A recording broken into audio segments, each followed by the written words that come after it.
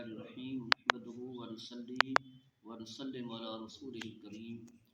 وعلی آلہ الطیبین واصحابہ الطاہرین اما بعد۔ حضرات گرامی،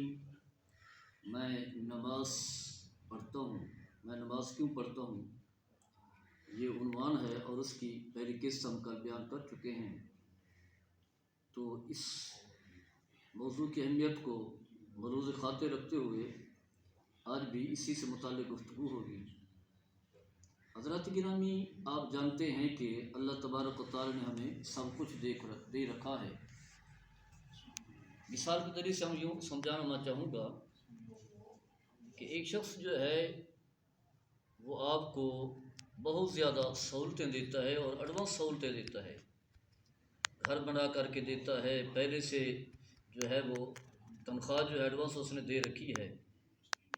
اور پھر وہ آپ کو ملازم رکھتا ہے ماہانہ کی تنخواہ کی بنیاد پر، جو آپ کی ضروریات سے بھی بڑھ کر کے ہے، اور ہر اعتبار سے جو ہے تو آپ کو خوش رکھتا ہے۔ تو اب اس نے آپ کی ڈیوٹی جو لگائی ہے کام کی، وہ باقی لوگوں سے کم ہے، یعنی کم وقت میں 3 یا 4 گھنٹے جو آپ نے وقت دینا ہے، لیکن سہولتیں جو ہے بہت زیادہ ہیں ایسی کہ جس کا آپ تصور بھی نہیں کر سکتے۔ اور ساتھ یہ کہ جب آپ کام کر رہے ہوتے ہیں تو آپ کو وہ دیکھ بھی رہا ہوتا ہے، کام کر رہے ہیں یا نہیں کر رہے،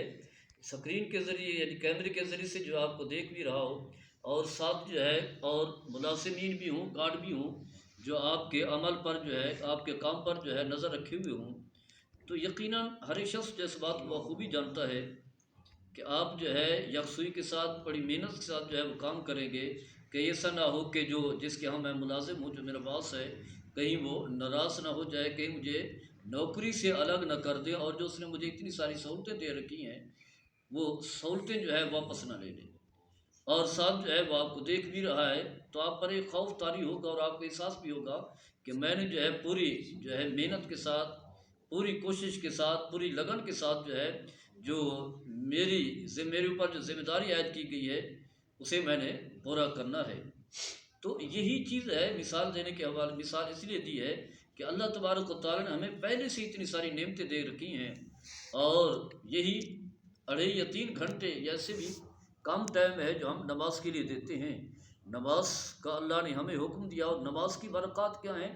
پہلے بیان کر چکے ہیں۔ اس کے علاوہ جو ہے نبی کریم صلی اللہ تعالیٰ علیہ وسلم کا فرمان ہے کہ نماز جو ہے وہ جنت کی چابی ہے۔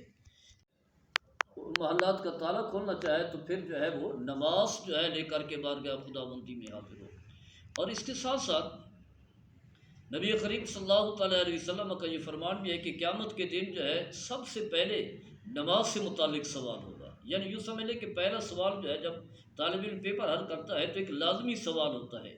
کہ آپ نے یہ کرنا ہے، اور اسے دیکھا جاتا ہے کہ اگر اس نے صحیح طریقے سے یہ سوال حل کر لیا ہے تو پھر باقیوں کو بھی اسی پر قیاس کر کے اسے پاس کر دیا جاتا ہے۔ تو قیامت کے دن بھی سب سے پہلے جو ہے نماز سے متعلق سوال ہوگا۔ تو آپ صلی اللہ تعالیٰ علیہ وسلم نے فرمایا کہ اگر نماز درست قرار پائی، نماز میں کوئی کوتاہی نہیں ہے، نماز پڑھی ہے، باقاعدگی سے پڑھی ہے، کسی نماز کو ترک نہیں کیا، اور اس کے جو آداب ہیں، جو اس کے ارکان ہیں، جو اس کے تقاضے انہیں پورا کیا ہے، تو پھر اگر اس میں پاس ہے تو باقی اعمال میں بھی پاس قرار دیا جائے، کیونکہ مین عمل ہے، بڑا عظیم ترین عمل ہے۔ لیکن اگر اس میں ناکام رہا، نماز میں بھی ناکام رہا، تو پھر باقی اعمال میں بھی فیل اور ناکام جو ہے وہ قرار دیا جائے گا۔ تو اس سے انسان اندازہ کر سکتا ہے کہ نماز کی جو ہے کیا اہمیت ہے۔ اس کے علاوہ نماز ایک ایسی عبادت ہے کہ حالت جنگ بھی ہو، یعنی اگر مجاہدین جو ہے حالت جنگ میں ہے اور سامنے جو ہے وہ لشکر موجود ہے، دشمن کا لشکر جو ہے لڑنے کے لیے فوج موجود ہے، اس صورت میں بھی جو ہے وہ نماز معاف نہیں ہے۔ قرآن کریم میں بھی اللہ تبارک و تعالیٰ نے اس بات کا جو ہے وہ تذکرہ کیا ہے، فرمایا کہ حافظوا علی الصلوات والصلاۃ الوسطیٰ وقوموا للہ قانتین، فرمایا کہ تمام نمازوں کی جو ہے حفاظت کرو، پانچوں کی پانچوں نمازیں، اور خاص کر کے جو نماز عصر ہے، نماز وسطیٰ سے مراد جو ہے نماز عصر ہے، فرمایا اس کا جو ہے باقاعدگی سے جو ہے اس کی حفاظت کرو، اس میں تاخیر نہ کرو یا اسے ترک نہ کرو۔ اور پھر فرمایا کہ اللہ کی بارگاہ میں جو ہے وہ عاجزی کے ساتھ جو ہے کھڑے ہو، اور اس کے بعد فرمایا فَإِنْ خِفْتُمْ، یعنی اگر تم دشمن کے خلاف لڑ رہے ہو اور خوف کی حالت ہے تو پھر بھی جو ہے نماز معاف نہیں ہے۔ فرجالن اور رکبانن، چاہے وہ چلتے ہوئے یا سواری پر، ٹینک کے اوپر بیٹھ کر کے بھی نماز جو ہے وہ پڑھنی ہے۔ فاذکروا اللہ، فرمائے کہ اللہ کو یاد کرنا ہے، یعنی نماز جو ہے وہ ادا کرنی ہے۔ حالت جنگ میں بھی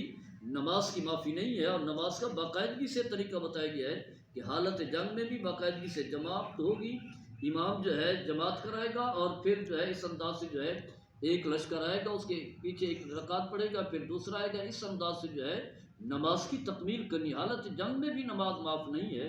اور اسی طرح اگر کوئی شخص جو ہے طواف بیت اللہ کر رہا ہو، نماز کا وقت ہو جائے تو طواف بیت اللہ بھی ترک کرنا پڑتا ہے، اور نماز میں جو ہے نماز ادا کرنی ہوتی ہے، نماز میں شامل ہوتا ہے۔ پڑھ سکتا ہے تو کھڑے ہو کر کے پڑھے، کھڑے ہو کر نہیں پڑھ سکتا بیٹھ کر کے پڑھے، بیٹھ کر نہیں پڑھ سکتا لیٹ کر کے پڑھے، رکوع سجدہ نہیں کر سکتا تو اشارے سے پڑھے۔ اور علماء نے لکھا ہے جب تک کہ جو ہے وہ سر حرکت کرتا ہے تو نماز کی معافی نہیں ہے۔ لیٹ کر پڑھے، بیٹھ کر پڑھے، کپڑے پاک ہوں ناپاک ہوں، یعنی عذر کی جتنی مجبوری کی صورتیں میں جو ہے تیمم کرے تو نماز جو ہے مرد کے لیے تو کسی صورت معاف نہیں۔ ہاں خواتین کے لیے مخصوص دن ہیں جو ماہانہ جو ہے منسز آتے ہیں، جنہیں ہم حیض کہتے ہیں، تو عورتوں کے لیے جو ہے وہ نماز کی معافی ہے، کیونکہ ہر ماہ جو ہے 5-6 دن یا ایسے کم و بیش بن جاتے ہیں، تو پھر ان نمازوں کی قضا کیسے کرے گی؟ تو عورتوں کے لیے ہے مخصوص دنوں میں جو ہے جو مخصوص دن ہے حیض و نفاس کے، وہ نماز نہیں ہے۔ باقی تمام مردوں کے لیے جو ہے کسی صورت میں نماز کی معافی نہیں ہے، جس سال میں بھی ہو۔ اور پھر نبی کریم صلی اللہ تعالیٰ علیہ وسلم اور مثال دے کر کے بہترین انداز سے جو ہے وہ سمجھائے کہ نماز کی کیا اہمیت ہے۔ آپ نے فرمایا کہ لوگوں یہ بتاؤ کہ اگر تم میں سے کسی ایک کے گھر کے پاس نہر بہہ رہی ہو، اور وہ شخص جو ہے روزانہ کی بنیاد پر جو ہے 5 مرتبہ نہاتا ہو، یعنی ایک بار نہیں، 2 بار نہیں، 3 بار نہیں، 4 نہیں، بلکہ 5 مرتبہ غسل کرتا ہو، باقاعدگی سے نہاتا ہو، تو کیا اس کے جسم پر جو ہے کوئی میل کچیل باقی رہ جائے گی؟ تو واضح ہے، صحابہ کرام نے عرض کی یا رسول اللہ صلی اللہ تعالیٰ علیہ وسلم، میل کچیل جو ہے باقی نہیں رہے گی، ساری میل کچیل جو ہے ختم ہو جائے گی، کیونکہ اگر ایک بار بھی انسان نہائے تو میل کچیل ختم ہو جاتی ہے۔ تو جو شخص 5 مرتبہ غسل کر رہا ہو، نہا رہا ہو، صفائی کر رہا ہو، تو اس کے جسم پر جو ہے میل کچیل جو ہے باقی نہیں رہے گی۔ تو آپ نے فرمایا یہی مثال ہے نماز کی۔ جو شخص 5 وقت کی نماز پڑھتا ہے تو نماز کی بدولت جو ہے اس کے سارے گناہ جو ہے معاف ہو جاتے ہیں، یعنی نماز جو ہے 5 وقت کی نماز جو ہے وہ گناہوں کے لیے کفارہ بن جاتی ہے، گناہوں کو مٹا دیتی ہے۔ اور ویسی نماز ایک ایسی عبادت ہے کہ جب انسان گھر سے نکلتا ہے تو اس کے لیے نیکیوں کا سلسلہ جو ہے وہ شروع ہو جاتا ہے، قدم قدم پر جو ہے اس کے لیے نیکیاں لکھی جاتی ہیں، جتنے قدم بھی چل کر کے آئے گا نیکیاں لکھی جاتے ہیں، گناہ معاف ہوتے ہیں، اور درجات جو ہے بلند ہوتے ہیں۔ تو یہ اعزاز جو ہے وہ نماز کو حاصل ہے۔ یقیناً وہ لوگ خوش نصیب ہیں جو نمازوں کا اہتمام کرتے ہیں، اور یقیناً وہ لوگ جو ہے بدبخت ہیں، اور انہیں اپنے اس عمل پر جو ہے نظر ثانی کرنی چاہیے جو نماز کی ادائیگی میں جو ہے کوتاہی کر جاتے ہیں۔ اللہ تعالیٰ ہم سب کو عمل کرنے کی توفیق عطا فرمائے۔ وما علیہ الا البلاغ۔